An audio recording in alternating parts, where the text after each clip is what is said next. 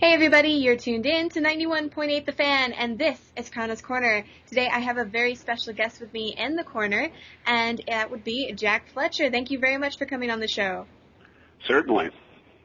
I'm actually really excited to have you on. I wish we could have gotten you on for Final Fantasy Week when we were talking with Allie, Troy, and Rachel.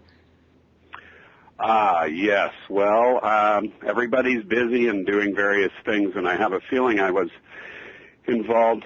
Allie talked to me about it a little bit, and she said it went very well. She had a good time. I think I was working on something else at the time, so. That's understandable. Here I am now. Well, no, I'm happy that you could take the time out of your day, and I think it's awesome, actually, that you've had the ability to work on the last four, I believe, Final Fantasies. Yeah, well, I'm sure someone with one of your fans with greater knowledge than I will correct me if I'm wrong, but I think that's when they started actually moving from still text but also voice. I think the voice work really started full-time on Final Fantasy X, which was the first one I was involved with. That was at the same time I was wrapping up on the movie Final Fantasy: The Spirits Within, and that's when I met the producers and people who were also going to be involved in the game. So that's actually how that happened, because I was already working on the film at the time. That's actually really interesting. And did you ever expect you would keep working on Final Fantasy after Final Fantasy? Well, I hoped. The film was quite an adventure, and often very challenging, and often very it was also very fun, but a lot of work. And so out of left field came one of the producers, Junida, and he said, "Oh, by the way, we're going to want you to do the game." And he started outlining the game, and I was sort of still so involved in getting things together on the movie. The movie was one of those things where it was a very courageous and adventurous project, in that the CG motion capture stuff wasn't brand new, but the project of that scope was certainly new. And we were sort of running head-to-head on a lot of R&D with Weta over in New Zealand, getting the first Lord of the Rings out, and still, struggling with things like how to render everything and transfer to 35 millimeter film out of the computers, and all sorts of R&D problems that we were encountering on a daily basis that I would hear about, and then I would be sort of put on hold with my work in terms of the motion capture stuff. So then this really, as I say, I was meeting with June about something else in his office, and sort of offhand he said, "Oh, and by the way, we've got this game coming up, and we want you to do that." And then he threw out how many characters and how long the game was, and I was like, "Oh my gosh, it's almost starting on another movie." So I am thrilled to be connected with it. I feel like the crews that I work with on the Final Fantasies are all at Square Enix are people that I've come to know and respect, and I feel that like on 13, people that I worked with on that I have a history with, so we all sort of have a language and an understanding of the style, the aesthetic, the world, and in that respect I feel sort of part of the team, and I certainly hope the relationship continues. I think we did from what I hear, everybody's pretty happy with 13 on the production end, and so I hope to stay involved with them. Oh, definitely. And I will say that it must be very interesting for you to see the games as they come over a little bit before anybody else, because Final Fantasy is known for being very technically advanced graphic-wise and gameplay-wise. Yeah, it is very interesting. And this one, I mean, I have to say, we receive material in various states of completion. And some of the movies that were stitched together for the trailer for E3 last year, I was pretty awestruck. But then, as months went on working on the game, we would have to add or change certain lines, add things to a particular sequence, a cutscene, an actual movie within the game. And the further along those, just the technical advances and what I was seeing on the screen over the months that we worked on the game of the movies and the development of the movies, I remember saying to one of the producers in the room, boy, if we'd had this technology when we'd done the movie would have been a whole different thing. But it is, it's thrilling to see. And also, when I work on any game, I ask for as much footage of gameplay. And sometimes I even get someone from the company who's pretty skilled at testing, and they'll come in and play a little bit of it for me, because I think I find it very important to have that as a frame of reference, because when all is said and done, that's where everybody's going, is to the gameplay. And so I'm trying to build that connective tissue also with the storytelling in between, and I like to see what's happening. Well, as soon as I started seeing the sample of gameplay for this, I was pretty amazed, and I thought, well, if we do our jobs right, we're going to have a hit, because the gameplay just looked really stunning on this one. Well, it definitely seems like a hit to me. From what I know, it sold a crapload of copies. I couldn't tell you how many it was. Right. But I will say that I am interested, how do you find the right person to be, these fantasy-like characters in these weird worlds? Well, we get a synopsis of the story, and then we get the character descriptions and models, and usually it's not always. It's at different stages of development, so I can't always get my hands on everything I would like to at the beginning of the process, but we get as much from Japan and from Square Enix as we possibly can get in terms of information about the story, and especially the lead characters and cameo roles, important roles that may not track throughout the entire game, but make definite dramatic appearances throughout the story in terms of critically moving the story along. And I read those. I read as much of the script that I can get my hands on to inform me about what's going on, and then I get together with my casting buddy and oftentimes line producer on a lot of things that I work on, a guy named Joe Moeller, and he and I have worked together for a while. I think where we met was on the EverQuest 2, and we've been working together ever since then. And we put together what are called sides, which are essentially bits and pieces of scenes. We get in touch with agents around mostly Los Angeles, but depending on, take for example Final Fantasy XII, I cast a small amount, but a good size amount of people out of the UK. Some were located in Los Angeles, and some we actually ISDN phone patch from the UK. So we just find who the characters are, then we send out a sort of mass undercover non-disclosure agreement forms to everybody so that we can keep it as quiet as possible. But we distribute to all the major agencies and get the word out, and then we start listening to people who have laid down their auditions at their agent's office, or nowadays many people have home studios or microphones and sound program that is good enough to audition at home. They send it to us. We go through tons of auditions. I forget how many we had for 13, but it was probably in excess of 2,000 people. Oh my. And then we listen to all of those and we cull it down, and then we do callbacks, which is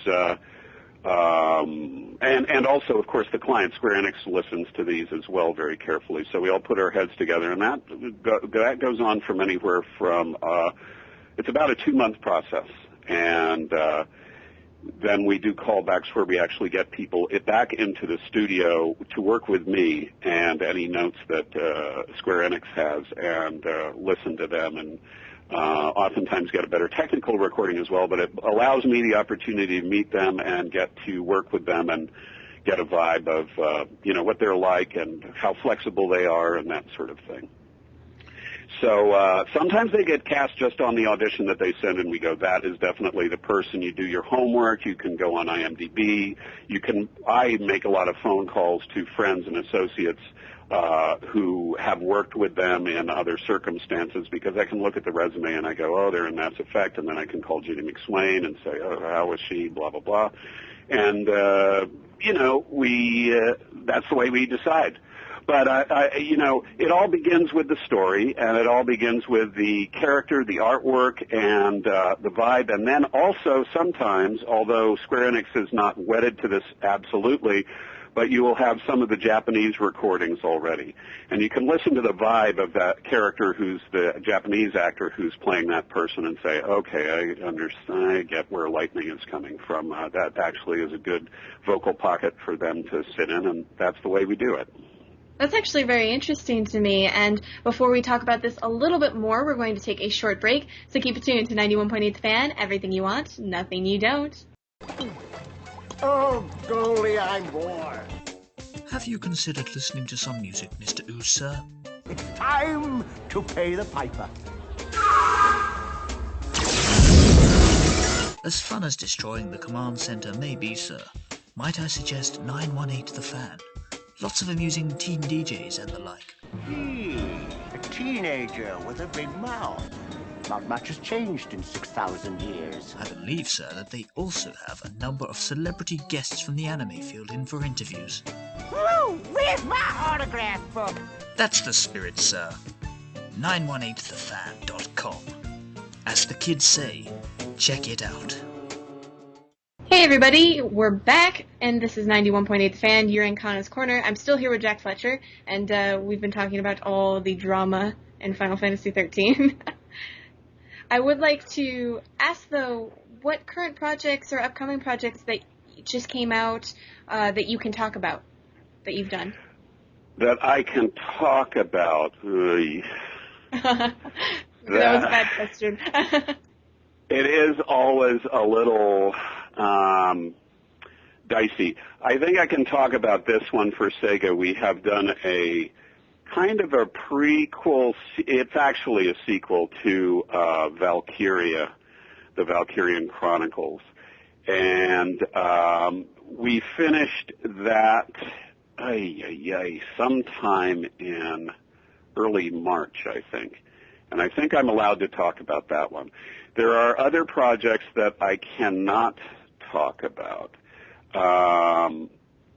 There was a Sega one that I understand has not done commercially very well, and I guess I can understand it, although the gameplay in it was stunning, but I guess it took a little bit too much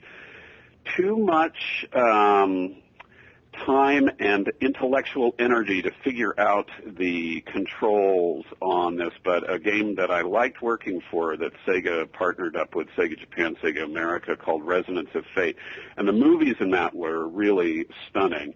And also the vocal performances, the script was very interesting. But I understand they also, somebody in marketing decided to release the same week as Final Fantasy XIII. So I think that was a bad time for anybody to release anything other than, I remember when Disney, I had done the ADR script and the direction, the casting on a redo of Miyazaki's Kiki's Delivery Service, and they released that DVD on the same, actually back then it was VHS and Laserdisc on the same day that they released Titanic on VHS, and I was beside myself going, geez, who was not paying attention here?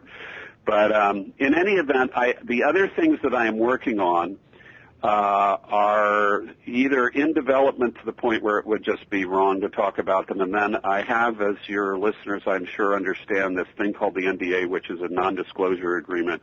A lot of people in production are very concerned about things leaking out before they should, and so there are two other projects that I'm currently working on where I'll be directing some motion capture and doing the voice casting, but it's not something I can talk about. I understand. I am. Hopefully, you can update us on that. That way, we can update our listeners. When you have something you can talk about. But to clarify, is the Valkyria Chronicles the second one? Is that the one for PSP? That's right. I was just curious because I had heard so much about it, but I didn't know if it was coming to America. So you got to tell me. There you go. I think I can safely confirm it without getting in trouble with my bosses at Sega. That we have. That's all on the road, coming down the road. I don't know when the release date is for it, but I think it should be fun. Awesome. And I'm wondering, is there any place you can update your fans? Do you do the social networking thing, or do you have a website? I do not. I've been told repeatedly by forward-thinking 21st century, residents that I am way behind in getting a website up. But there are some other things that I'm working on that are individual projects that I really want to take a look. Here's what I'm trying to say and fumbling around is there's more that I want to accomplish before I really get a website, before I concentrate on getting a website up. So as you may have seen from my lack of aggressive publicity, I kind of like to stay behind the scenes and let the work speak for itself. I mean, I'm thrilled that I seem to have a fairly good reputation for the work that I do. I work very hard at maintaining a good quality reputation. I respect that fans and folks are curious, but I really do not have any real ways to get in touch with me. I mean, as I'm sure you learned from getting in touch with me for this interview, it was sort of a circuitous route through a few actors that had a good experience with you and recommended you guys to me. So I'm sorry, but I can't read off a web address where people can get in touch with me. Oh, no, I understand completely, and I can understand, sort of separating your life in a way so that way you don't have creepy stalkers outside your door. No, it's really not so much that, and maybe, if and when I get this website up, I will certainly let you know, and you can let everyone else know, and perhaps I will find it a remarkably enlightening and cheerful thing. I find that my life is pretty busy, and you're right, I do try to keep the personal and business separate, and it's very hard, especially as an independent contractor, which is what I am. I don't work for one company exclusively. And so I'm always sort of looking, as I'm working on something. Let's take for Final Fantasy, for example. There was a job with Peter Chung that I worked very close with, and I worked with Peter on several different things. He has the longest episode in Animatrix, and he and I had done Eon Flux together way back when for MTV. And Peter had a project that was happening during Final Fantasy, and I had to, pained me greatly, had to say no.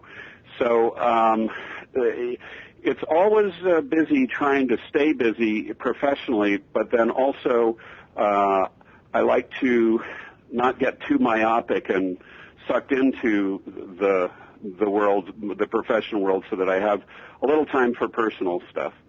And so I worry about having to answer, because I would feel duty-bound to answer everybody's emails. I just see myself sitting in front of my laptop for hours on end trying to answer fan questions, where this is delightful, and I can interview with you for about a half an hour, and then I just don't have to worry about it for a while. So. There you go. You can point them to us. Yeah, exactly.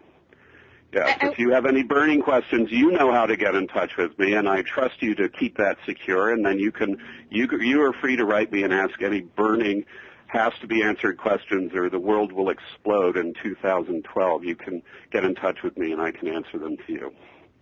Wonderful and awesome to know. And before we let you go, I was wondering if you'd like to participate in a 91.8 The Fan tradition. What is that? We ask everybody who comes on, whether they're a voice actor or not, if they'd be willing to do a bump for us. Sure.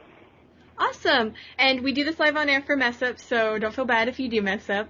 People have a million times. But we were wondering if you could say, my name is, I do this, and you're tuned into 91.8 The Fan. 91.8 The Fan. Let me get a pen that works here. 91.8 The Fan. Yes. Okay. So you want just general voice director, voice casting, motion capture director guy, or do you want, like, associated with a franchise, or are you okay? It's whatever you prefer. Okay. All right, you ready? Yep, we're ready. Hey, everyone, this is Jack Fletcher, well known to all of you as the infamous voice director, voice casting guy, motion capture director, and occasional screenwriting helper of many a project. And you are listening to 91.8 The Fan. Ooh, and you got the 91.8. That's the hardest part for everybody. Sure. And thank you so much for being on the show. Is there anything else you want to tell the listeners out there?